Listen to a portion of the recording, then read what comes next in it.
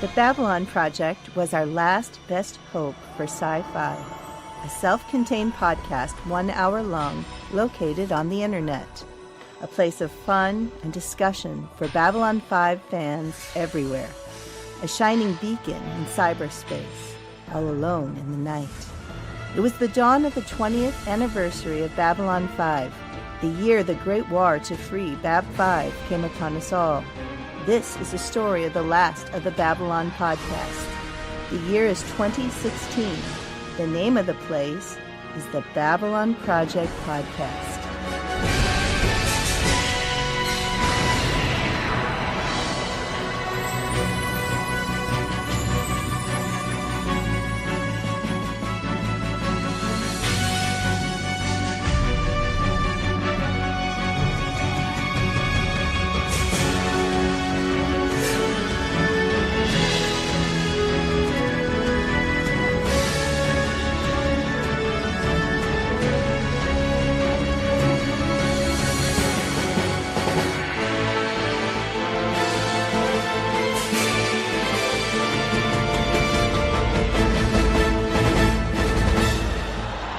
This is Maggie Egan, your ISN news anchor, and you're listening to the Babylon Project podcast. Hi there, Babylon 5 fans. Again, this is Raul Wybera, and I am sitting here with my good friend Jim Arrowwood. How are you tonight, sir? Oh, I am really, really good, doing well, and ready to talk about In the Shadow of Zha Ha Dum. Yes, and you're listening to the Babylon Project podcast, if that intro wasn't a big enough hint already. Now, I do have to tell you, folks, we did have some technical issues, so you might hear a bit of a shift in how things sound going from one part to another in the podcast. But our intrepid, expert, professional, guru, editor, Troy, will certainly do his best, I hope, to make it magically seamless. Cool. So you said we were talking about In the Shadow of Zha Ha Dum tonight. Yes, we are. 16th episode of the second season. Yeah, I cannot believe we are so far through already. Yeah, we're quite a ways. Well, Jim, this is such a dense, packed episode. I know, actually, kind of seeing the future here, isn't it? That we have so much to talk about. Why don't we go ahead, dive right into a summary, and get a good basis of this show laid out. All right, here it is. Archive. Access. Initiated. While Sheridan is sorting through his deceased wife's belongings, Garibaldi recognizes Morden as one of the crew members of the Icarus. Going against regulations, Sheridan interrogates Morden about the fate of the Icarus, prompting Garibaldi to resign, as well as bringing protests from the Centauri. Sheridan is determined to learn what happened to his wife and attempts to recruit Talia's help in doing an illegal scan of Morden. When Talia refuses, Sheridan arranges for Morden and Talia to pass in the corridor where Talia senses Morden's shadow companions. Kosh and Delenn tell Sheridan that when the Icarus landed on Zha Ha Dum, they awakened the shadows and the crew was captured. Those that cooperated with the shadows were allowed to live while the rest were killed. Kosh explains that the Vorlons will join the coming fight with the shadows, but they are not yet ready to do so. Sheridan is convinced to release Morden for the sake of the forces of light, and on the condition that Kosh tell him how to fight the shadows. Sheridan further tells Kosh that one day he will go to Zha Ha Dum. Pierce Maccabee of the Ministry of Peace arrives on the station to establish a branch of the Nightwatch on the station. Upon learning that he will be paid an extra 50 credits a month, security officer Zach Allen decides to join. Well, there it is. Indeed, there it is. There doesn't, from that summary, there doesn't seem to be a great deal to talk about, but it's so packed so tightly. Mm-hmm. Should we talk about the guest cast? Yes, let's go ahead and get the guest cast. Character, files, open.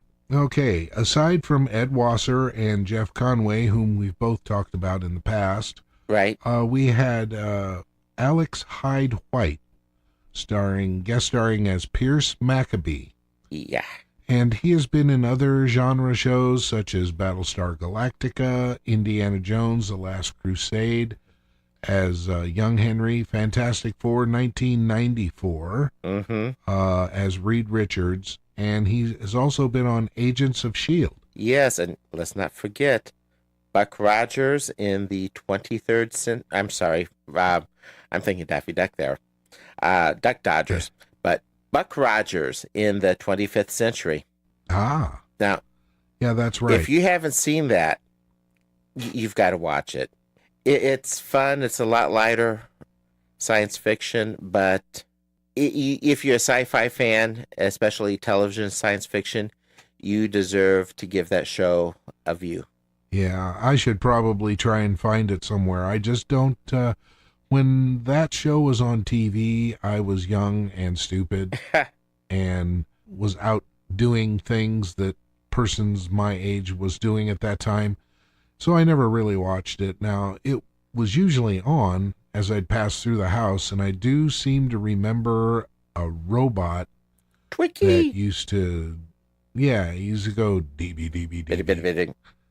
Yep. Yeah. The duck, bug. But it really was fun. You know, by the way, that robot, you know who voiced that character? No, who did? What's up, Doc? Oh, Mel Blanc. Mel Blanc. Yes, yes.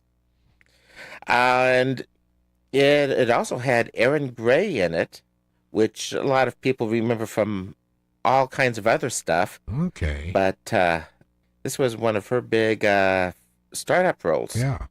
Neat. Yeah, it's a fun show. But we're a Babylon 5 podcast, not a classic sci-fi series podcast. Yeah. So should we dive right into In the Shadow of Zha Ha Dum? Let's stay out of the shadows, though. Initiating plot analysis. Tell you what, even just the name Zha Ha Dum sounds foreboding. Yes, and this episode is exactly that, foreboding. Yes. This is one of the bigger arc episodes of the series. And, you know, everyone thinks of the Coming of Shadows and it winning the Hugo Award. What a lot of people forget is that this show was also up for the votes for the Hugo. And personal opinion, purely personal opinion, okay? I think this show should have won the Hugo instead, but you know what? I'm not going to sneeze at it for either show. The fact that both shows were so good that one television show can have fans arguing which one should have gotten the Hugo really says something. Yeah, and just getting the Hugo Award is huge anyway.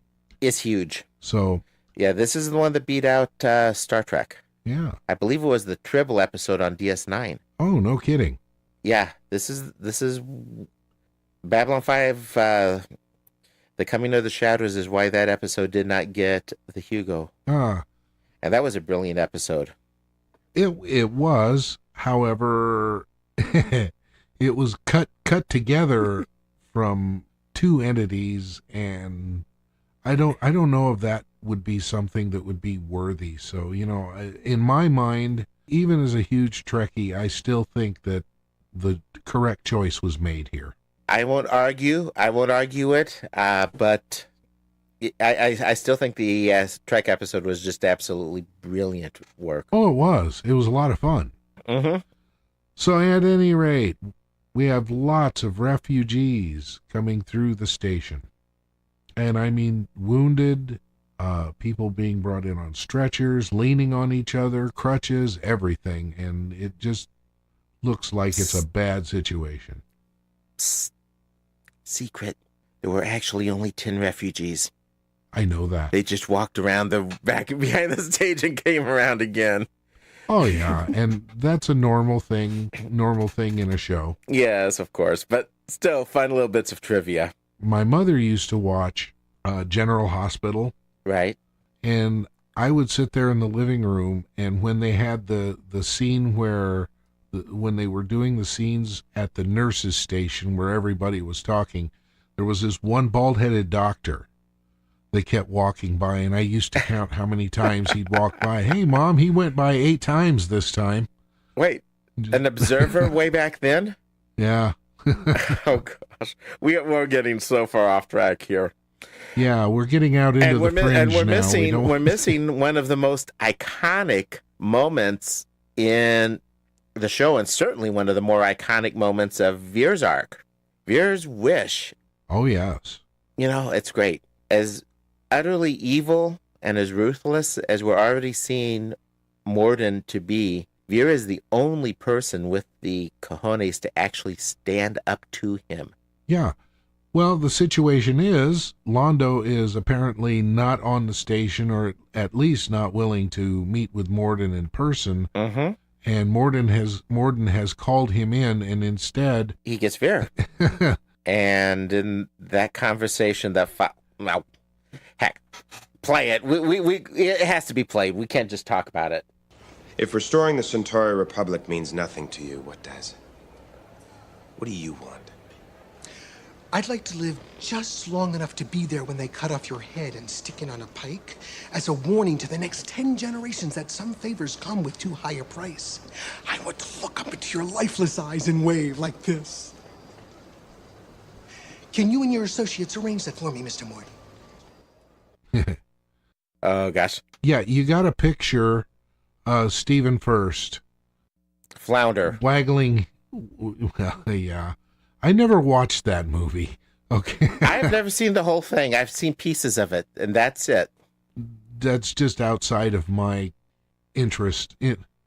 But anyway, if you see him waggle his fingers, you just kind of have to imagine Stephen First waggling his fingers at Morden while he's doing that. Yeah. It's it's a priceless moment, and gee, I wonder if what is it? You've got Chekhov's gun, Veer's wave. If you show a gun, you've got to use it some part during the story. So, yeah, Veer's wave. Think we'll ever see that again?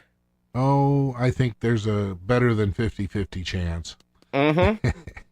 Well, we switch from here to Sheridan, and he's going through some of his dead wife's old things, reviewing some of the records, and lo and behold, the Icarus. Yeah, and he has the records playing in the background, right? And when Garibaldi comes in, and he's kind of paying a little more attention, and when Sheridan's back is turned, Garibaldi stops him and says, "Hey, look at this." Okay? He recognizes someone. Yeah, here's a picture of none other than Mr. Morden himself on the screen. Right. Okay, now, Sheridan, of course, doesn't recognize him right away, but Mike tells him, "Hey, I've seen this guy around the station before." Yeah, as you say in our notes, it's a holy crap moment. Yeah. I certainly didn't see that coming. No. Not at all. And Sheridan immediately becomes upset. Right. Wondering why this Morden guy is alive and his wife is not. Yeah. And that's sort of the crux of this episode. Yes. We get to see just how far Sheridan will go in pursuing a goal. I mean, we're talking bulldog determination here. And he goes a little over the edge, as we will see. And across a whole lot of lines. Yes. Well, he wants answers. And yeah, under the circumstances, you can't blame him, but it's... No, and that comes up later. Yeah. An abuse of power, perhaps. That's an understatement.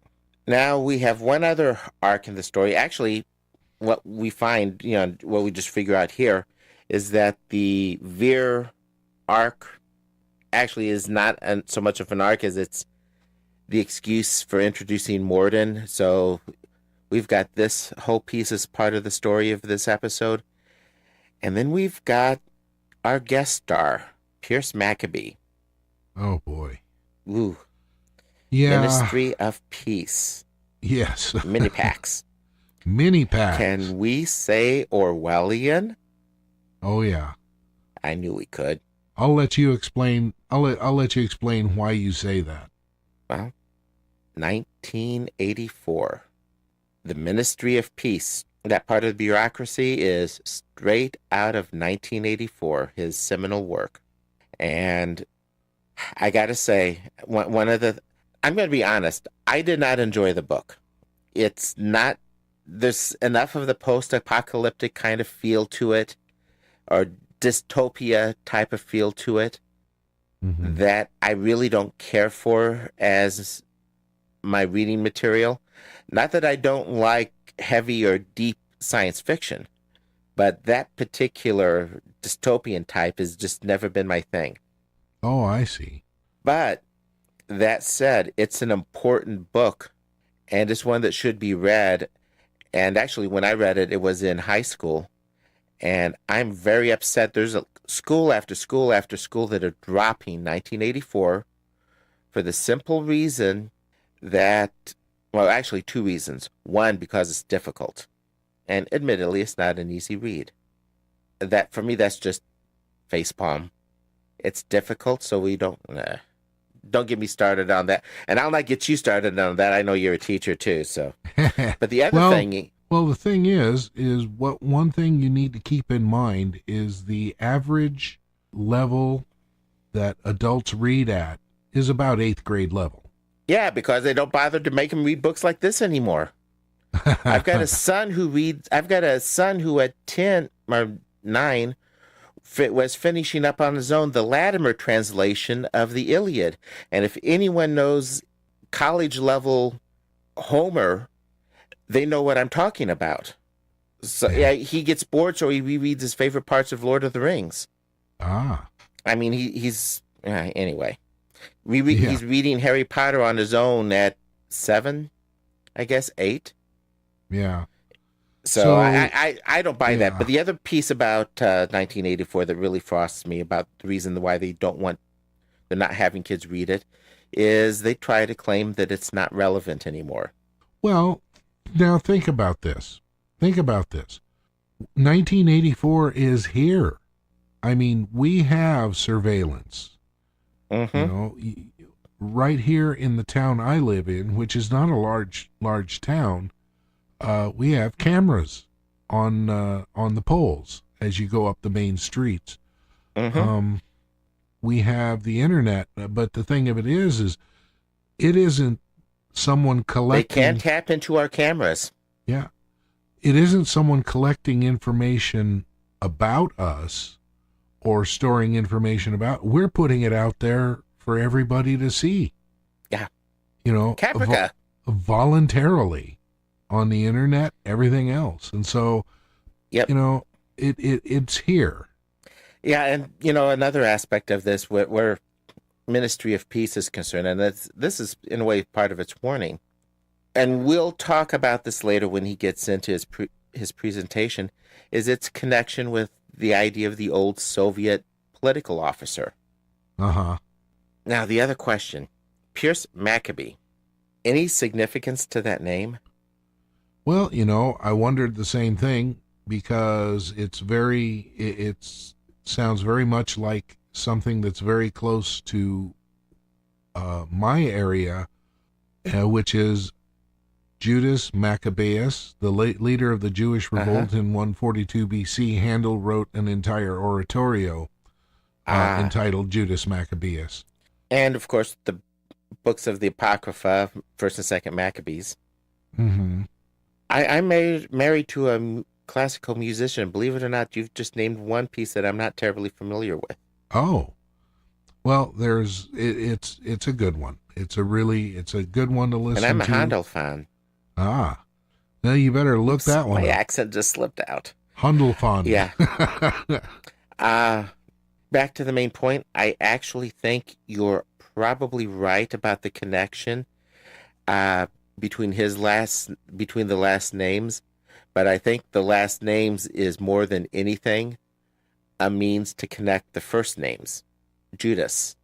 Ah, Sort of a double entendre, not so much Judas as the Jewish hero, but Judas as the Christian betrayer, uh-huh. which certainly fits this character. Yeah, I would have to say, and he's trying to get others to go along with him, too. This is right in line with the changes that Clark has been making up to this point, at any rate. Straight out of Orwell. So next we cut to MedLab. Right.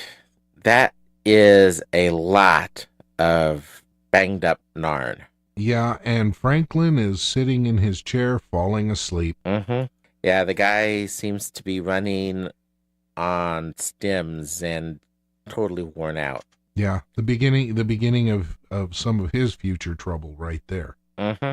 Well, Susan pulls rank on him and orders him to sleep, mostly because he's been on his feet for 36 hours. Yeah. And I personally know what that's like. I used to do that on a regular basis running clinical trials.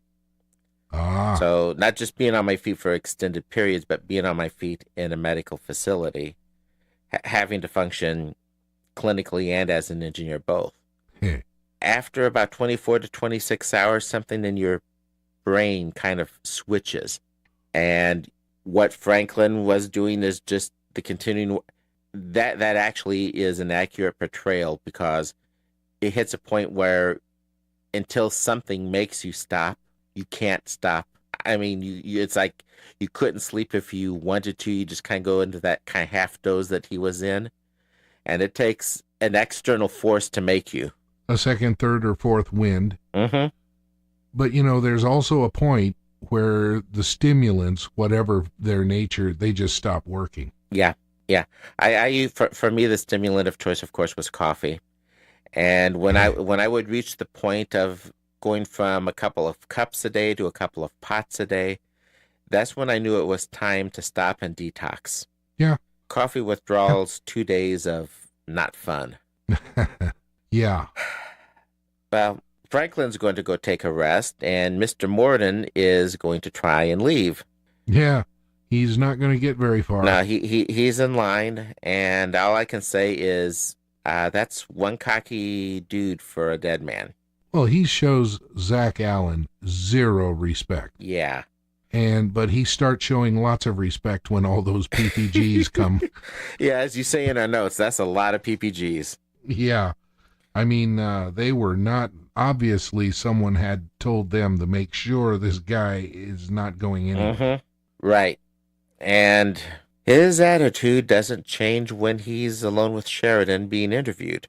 Well, he kind of starts out being a little meek. I don't remember what happened, and I must have been outside the station or outside the ship when it blew up, and I just don't remember anything. And Sheridan does not buy this. No, not at all. He clearly doesn't believe him.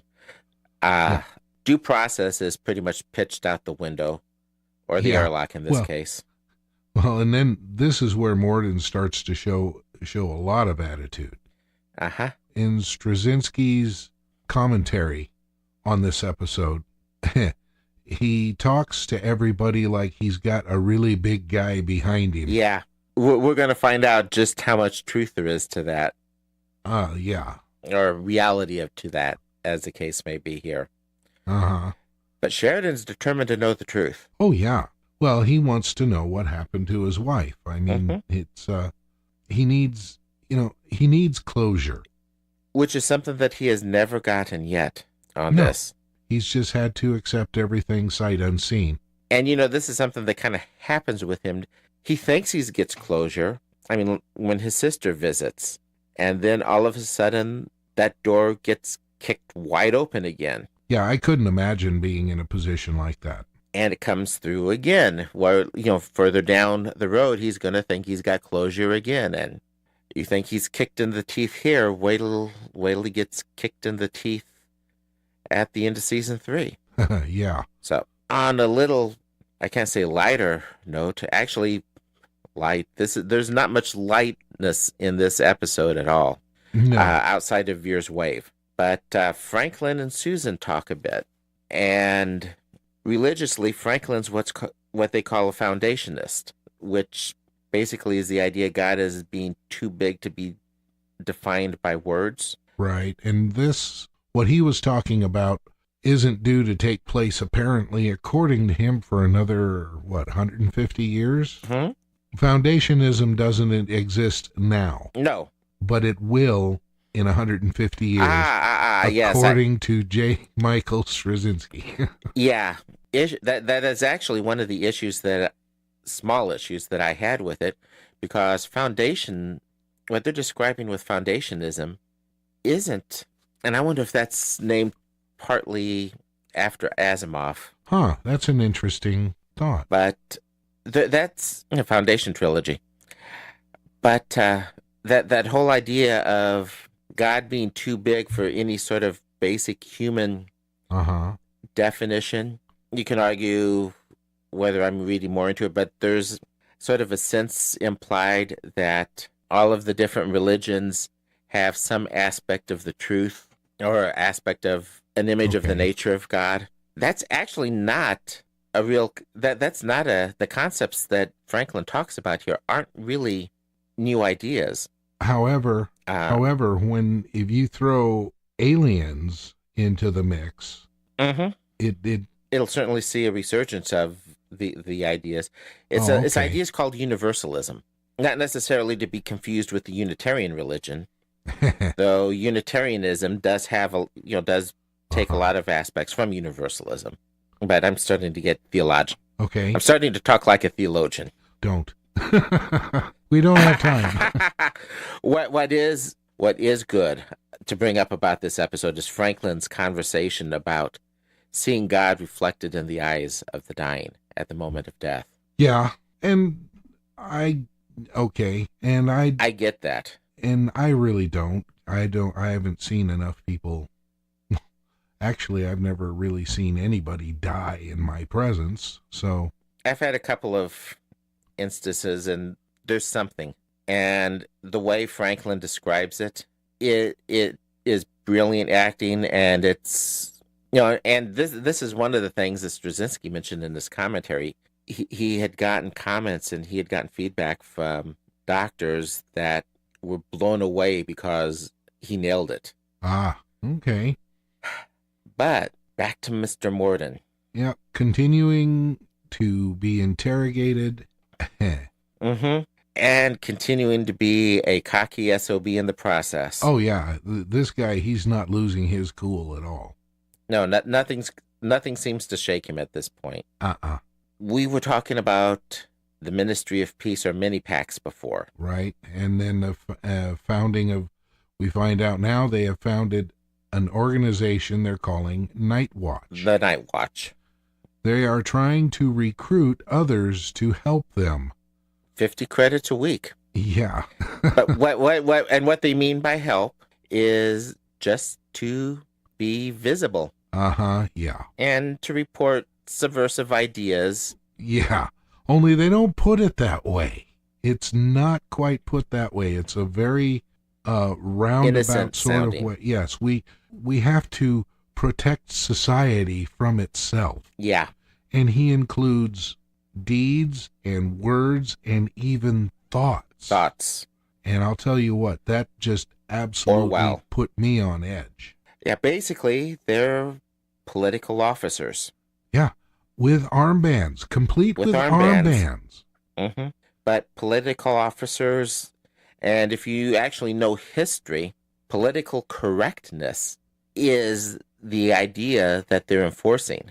I mean, that was go to the history of the Soviet Union. That's where the idea of political correctness came from, and it was something monitored and enforced by the political officers. But political correctness in this case is not the same thing as what is popularly referred to as political correctness. Or is it? Is this a case of Straczynski, his looking at history and the way history repeats itself and just extrapolating along? And the reason I say that is think about what's going to be happening, not in the Shadow War, but the Earth War. Oh, yeah. It's certainly in some ways following that direction. This is why Orwell, 1984, is such a valuable book. No, it's not a fun book to read. I've got to throw one of my favorite quotes from what is probably one of the most hated Star Wars movies of all time. No, I take it back. It wasn't a quote from Phantom Menace. It was Revenge of the Sith. That's how democracy ends in thunderous applause. Yeah, Padme said that. Mm-hmm. I think that's probably one of the best lines of that trilogy. But I don't equate this information exchange we have now with the end of democracy. No, it's not the information exchange. It's the influence that correct thinking, such as what the Nightwatch is there to monitor and first, it's just monitoring, but we find out the degree to which it becomes enforcement. But the extent to which correct thinking plays in our life. Then on the other side of that, let's talk about, just for a few seconds, correct thinking. That's both good and bad. I mean, correct thinking would make racism obsolete, would make sexism obsolete, would make a lot of those evil things obsolete. However, at what price? Well, on the other side of that, it just kind of drives it further underground, and it's not as public as it was. And again, like I say, at what price? Right. That's what so many people seem to have forgotten, is what tolerance really is. It's not endorsing everyone's ideas. It's standing up for the right to say something that you find truly, truly disgusting and offensive. Mm-hmm. I mean, think of my name. Right. Also, though, it eliminates any possibility of having discussion. Yes, exactly. That's exactly where it's going to. And that's what we're seeing. Yeah. That's what we're seeing. There's no room for discussion. This is the way it needs to be, and that's all there is to it. And if you don't agree with me, you're wrong, which is our political climate today. But I don't want to get but this is entirely relevant to the show, and especially this part of the show. So it's a worthwhile conversation to have. Oh, okay. And where you're seeing this played out today, at least more and more, is on, as you had brought up, and very appropriately, in social media. Oh yeah. And in our schools and campuses. Yeah. And I think another cost we have here is creativity and people who think for themselves. And I've got firsthand experience with that. Yeah. So yes, very much true. For instance, someone will ask me, are you conservative or are you liberal? And I just simply say, well, I'll tell you what, I am quite capable of thinking for myself, so I am not going to align myself with anybody's philosophy. Mm-hmm. So, anyway. Which is actually classical liberalism, but that's a whole other discussion that can go on for hours. But well, I think we've been down this road before once or twice anyway. Mm-hmm. and indeed, as this show continues, it's a theme that'll come back, and he will address it and look at it from a whole variety of different angles. And what we see introduced here in Nightwatch is a key part of that. And let's be honest, our discussion just over the last several minutes with it goes far beyond the small part that it plays in this particular episode. Oh yeah, it's going to be back. But it certainly reflects the scope of what Nightwatch is going to become. Yeah, it's scary. Oh, that's all I'll say about it. I don't want to spoil it too much. It's scary, and one of the scariest parts of it, and I don't care which side you're on. I don't care if you call yourself an independent, but choose your poison. You're seeing this played out on either side. Absolutely. And the word that you used is scary. Yeah.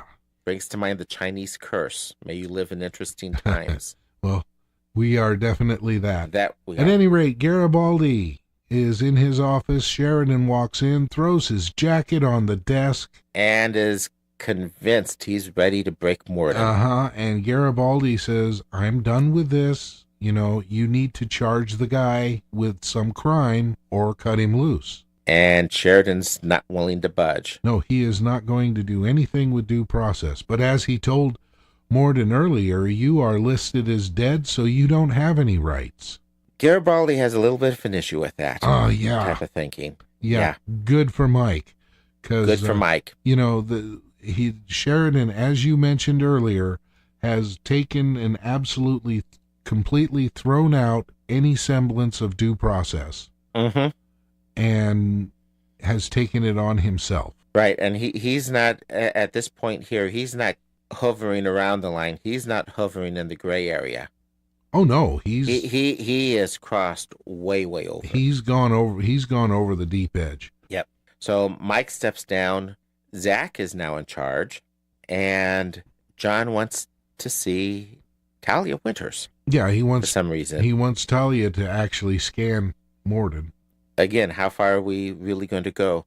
And you know, it just kind of the let Morden go meme. Well, Sheridan's interrupted because Veer needs him on an emergency. Guess what? Veer demands Morden be released as a guest of the Centauri. Susan wants him released. The word she uses is irrational. Absolutely perfect term. Mm-hmm.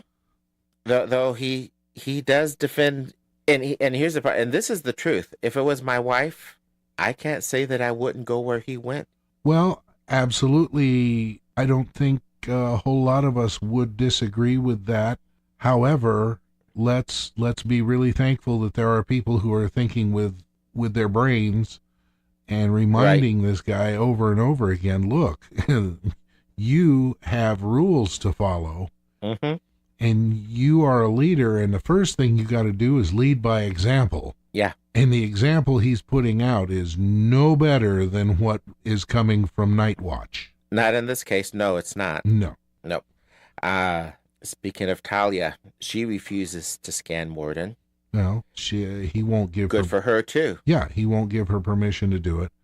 So what does Sheridan go and do? He goes and sets up a chance meeting. Yeah. And, you know, it's kind of odd that he does it. It's like generally doing a scan, unless it's something that's being strongly projected out, is something that she has. So he's kind of throwing a Hail Mary here, in my opinion. Yeah. Oh, yeah. He's reaching. Definitely. Because a scan is something that's normally, even a surface scan is something that's normally done consciously. Mm-hmm. But, he sets her up for them to cross paths. Yeah. And his Hail Mary pass, she senses the darkness, and we see, at least she sees, what is with Mr. Morden. It's at least in a kind of vague, hazy way. Well, you know, what it seemed to me like, that scene when they passed, is she looks at him, and she doesn't see anything. Now, you can imagine... the darkness. Exactly. You can imagine that as she goes through the station, she passes by people, she hears people's thoughts all the time, you know, just blah, blah, blah, blah, blah, all this noise, and her training has taught her how to filter that out and find just what she needs. He goes dark and silent at the same time. Yeah, there's just nothing there. And then she sees the shadows. Now, we see this in exactly the opposite direction at the end of the season. We see something with, and I'm not. I know we're spoiler friendly, but I don't want to give away the spoiler for this yet. Hopefully, we'll remember this when it comes up. But it's almost like her response to Morden, though she does kind of see the shadows. But it's almost a flip side of Londo with the Vorlons. Good point. Do you see what I mean? I do. We'll have to remember this, because in a way, when you think about the telepaths and the background of the telepaths, it makes sense. Yeah. But there's an even more important connection, a direct connection here. There is something about telepaths and shadows that just don't seem to mix. Oh, we're going to find out about that. Speaking of connections, Talia connected with Sheridan pretty good. Yeah, she's a little annoyed at him, I'd say. Yeah, just slightly. Trivia note for folks who aren't aware of this. That slap, that was real. She got so into the part that she just decks him. Uh-huh. Yeah, his rubbing his jaw wasn't faked. No, that was the first take. Yeah. And the surprise on his face was real. I got to give Boxleitner a whole lot of credit. He was able to stay in part and pull it off. Yeah. It gives a whole new meaning to saying the guy has great acting chops, doesn't it? Oh, yeah. Well, it was completely realistic. Mm-hmm. Yeah. Well, it was realistic. Well, the pile-on for Sheridan continues, not just with his physical chops, but his emotional chops, because Delenn and Kosh want him released too. Yeah. Of all the people, one would think. On the good side, at least, Sheridan's finally about to get some answers, and that, in a way, that's what he's been saying all along. It's like, no, I'm not going to let him go until I get my answers. Uh-huh. And there's a very good reason that Kosh and Delenn want him let go. Yeah. As she puts it, it's a terrible danger for everyone. Yes. It goes like this. There are beings in the universe billions of years older than either of our races. Once, long ago, they walked among the stars like giants, vast and timeless. They taught the younger races, explored beyond the rim, created great empires.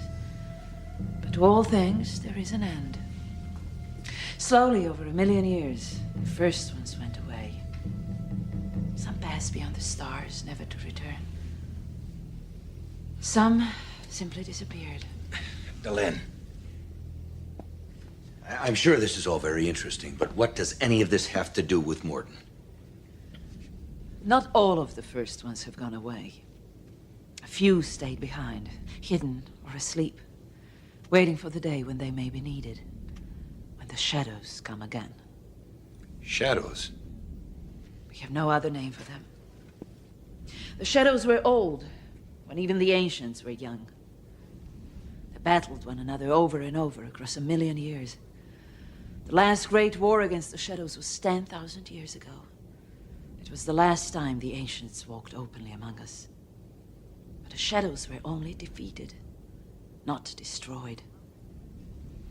1,000 years ago, the shadows returned to their places of power, rebuilt them, and began to stretch forth their hand. Before they could strike, they were defeated by an alliance of worlds, including the Minbari, and the few remaining first ones who have not yet passed beyond the veil. When they had finished, the first ones went away.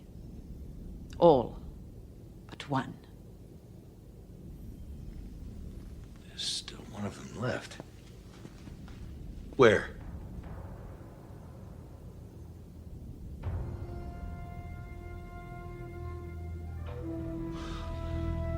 That is why Kosh cannot leave his encounter suit. He would be recognized. Recognized? By whom? Everyone. For centuries, the Vorlons stood alone, the last remaining guardians, watching and waiting. Then, last year, I sent Kosh a message. Did you see Ambassador Kosh? I did. Did you relay my question precisely? Word for word? I did. His reaction? Just one word. He said, yes.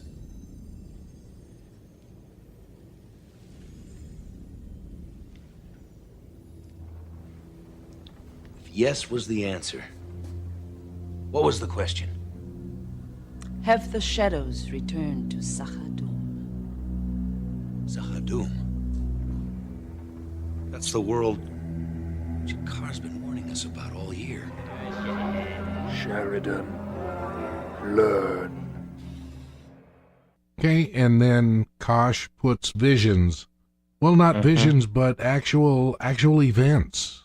Actual events. I know this was a long clip, folks, but we finally get the big story. Well, this is a linchpin to the entire series. To the entire series, exactly. Yeah.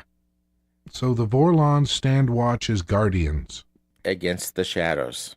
And both are ancient races in a recurring war, the last big battle of which was 10,000 years ago.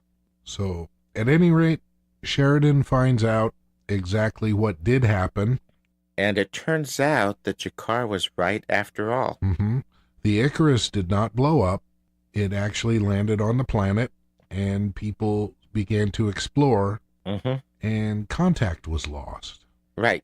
Now, you had mentioned something about Kosh putting images of what happened in his mind. How did Kosh get that video?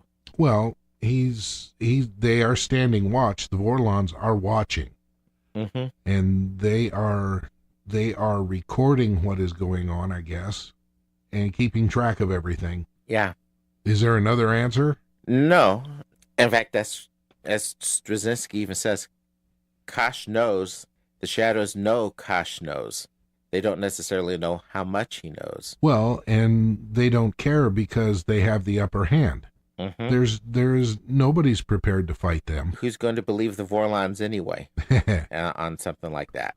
So, yeah. But as you said, they've got right now the shadows have the upper hand. And then the other side of this now for this episode is that Delenn tells Sheridan, you must let Morden go so they don't find out that we know they're coming back. And that they're preparing, apparently. Yes, because if they know, they are going to attack before we are ready to resist them. So it's to not tip the hand of the resistance. I guess this is the second resistance now conspiracy that Sheridan's involved in. Well, we have, yes. This one and EarthGov. Yeah, to a small degree at this point. And these are the legends that Kosh was training him to fight. Remember when he said to fight legends? Correct. That certainly gives a lot of food for thought to Sheridan. And the next time we see him is in security, staring at and contemplating Morden. And Zach comes in, and Sheridan has a really neat monologue here, too. Yes, the discussion about the Enigma machine. Yes. Yeah, this is another case where Joe, he's a bit of a history buff, and he's pulling things from history. And I agree with Zach. I wouldn't want that decision. No. Referring to the bombing of Coventry and whether Churchill knew it was going to happen and didn't evacuate or didn't know that it was going to happen or one way Which or is the other. Actually, if I remember correctly, that's actually a big question in history, is how much did Churchill really know? Oh, well, history's replete with that. I mean, there is a contingency of people who think that Roosevelt knew that Pearl Harbor was going to be attacked, but he was so desperate to get the United States into the war, because of course we were isolationists prior to that, that he just let it happen in order to get us into the war. Yeah.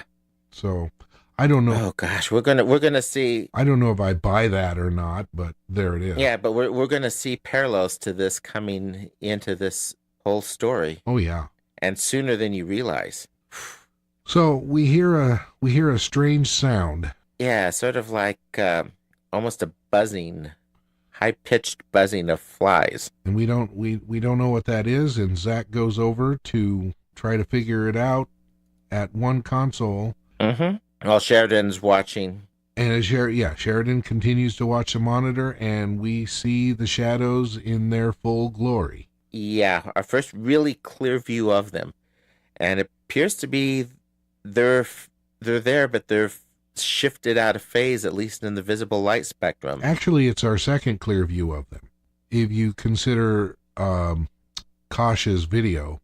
Yeah, I'll have to say, First off, I'll say two things. First of all, so Morden literally is not alone. When Delenn says he's not alone, you kind of take that figuratively, at least at first, in one way, unless you remember what Talia saw. Uh-huh.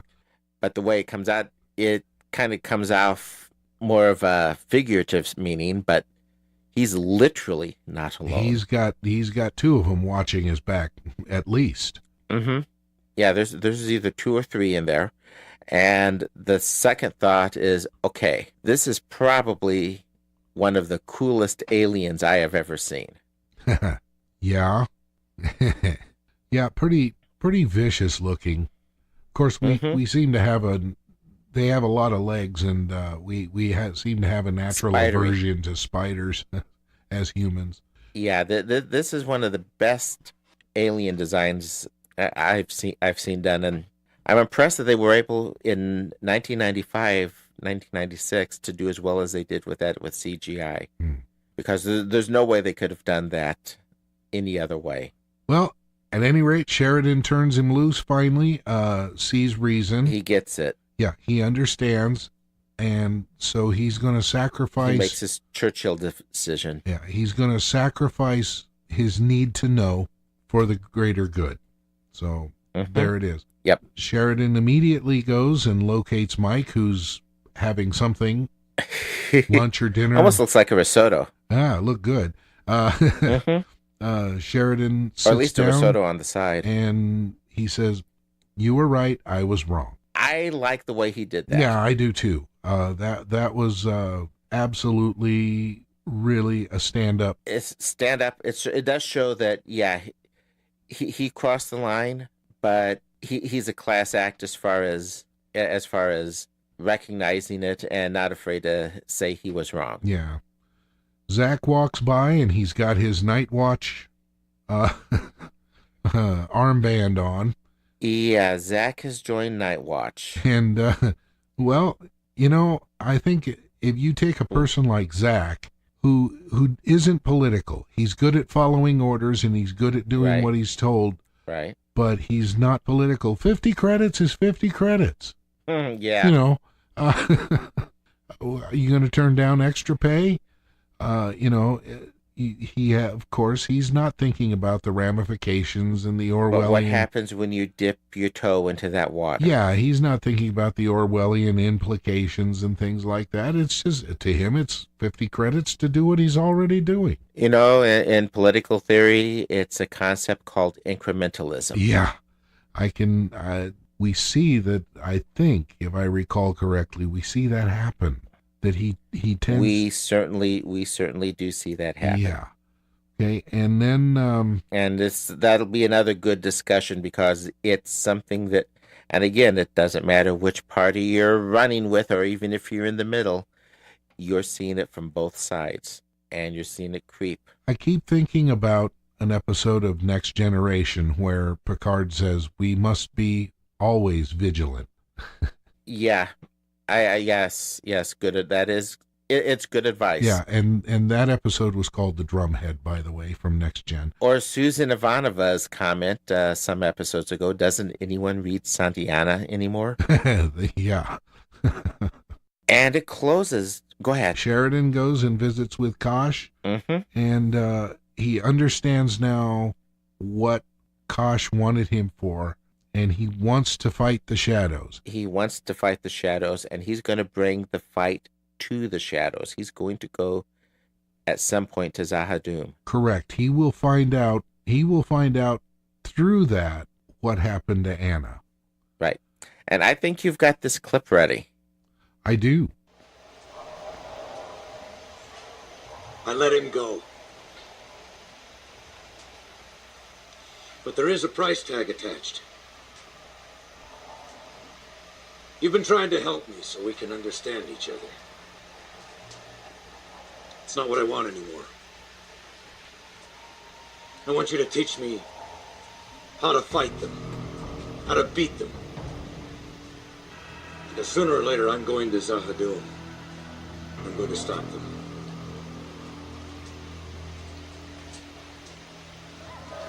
If you go to Zha Ha Dum, you will die.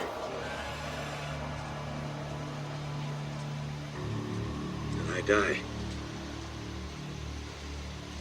But I will not go down easily, and I will not go down alone. You will teach me? Yes.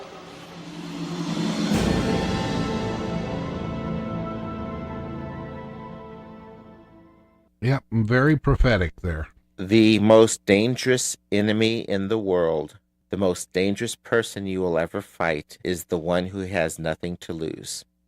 That is what this episode just did to Sheridan. Yeah. Even when he has something to fight for, he doesn't have anything to lose. No, he's got nothing to lose.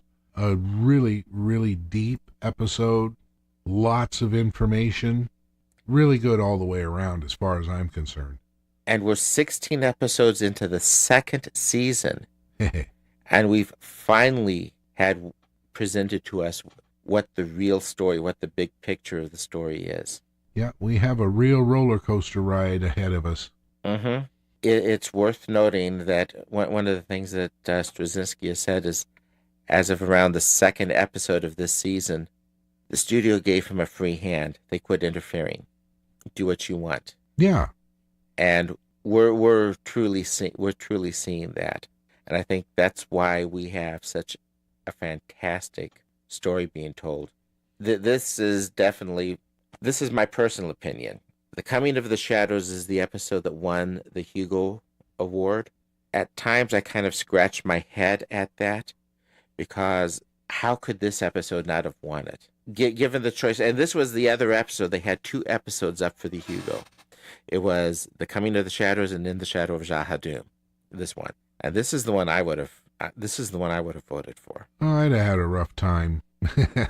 Yes, perhaps. I can't argue that. It's like picking a chapter out of a book to say, oh, well, this chapter's better than that chapter. Yeah.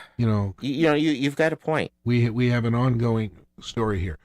The bottom line of that whole thing is they got a Hugo Award, period. They got a Hugo Award out of the season. Well, up next. And they'll get one out of next. Yeah.